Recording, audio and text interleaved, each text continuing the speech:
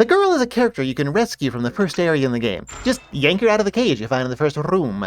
Naturally, being a little girl, she can't use adult-sized weapons or heavy armor. Most people think this means she's bad. These people are wrong, and I'll show why. To get her out of the cage, you need either lockpicking, a small key, or a red vial. There's a guaranteed small key on the captain's desk in the torture chambers. Once you have her, head into the library in the same room where you found her. One of the bookshelves has a mock-up book. Take it. Head north into the courtyard and north again back to the torture chambers. Somewhere in the top left is a mock-up bookshelf. Put the book inside the bookshelf, step into the courtyard, and look around on the right side for a dagger. Take it and give it to her. Now, when she attacks, she can deal a mighty 20 damage. Now, this might seem worthless, but it's not. See, limbs have 20 HP. On average, this means you can defeat a limb, which prevents that limb from attacking. But that average part is doing a lot of heavy lifting here. On a low roll, she does nothing.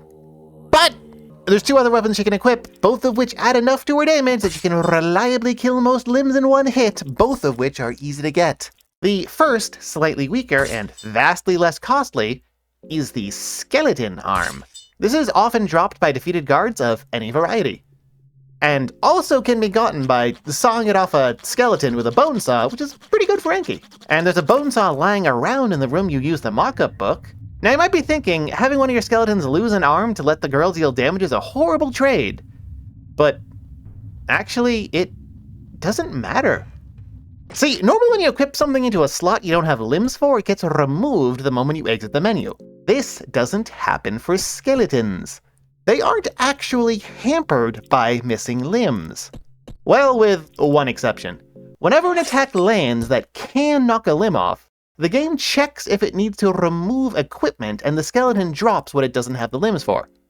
But aside from that, skeletons don't have a penalty for missing arms. That's right, they're 90% immune to limb loss straight out of the gate, which is another reason they're overpowered. The other option, which I consider the more costly option, is to go fight the nearby priests. If you're taking damage at all during the fight, watch my video guide on how to do it better. You get two important guaranteed drops here, a soul stone and a purifying talisman. Either somewhere in the entrance hall or in the courtyard is a door with this symbol on it. Use the purifying talisman to get inside, curse a weapon, and curse the girl's dagger. Now she's a viable damage dealer. She won't deal top tier damage, but she's strong enough to carry her weight.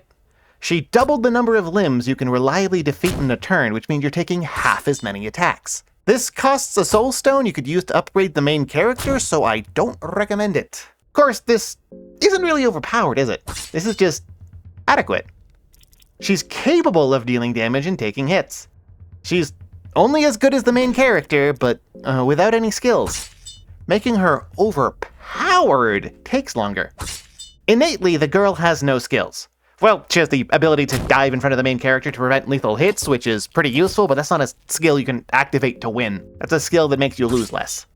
She can't learn skills from the Hexen either, but she can learn them from spell scrolls. While the obvious solution is to get lucky with a scroll of the black arts, there's a couple of guaranteed spell scrolls that make her genuinely overpowered. But they're kinda late game. If you want to know how to get those spell scrolls, watch my video on every spell in Fear and Hunger. It shows you how to get Combustion, which is 85% as good as the single best weapon in the game. Which isn't the best, but it's really good. The girl will never be the single strongest party member, but you can make her a good enough one right out of the gate, and make her an extremely powerful glass cannon late game.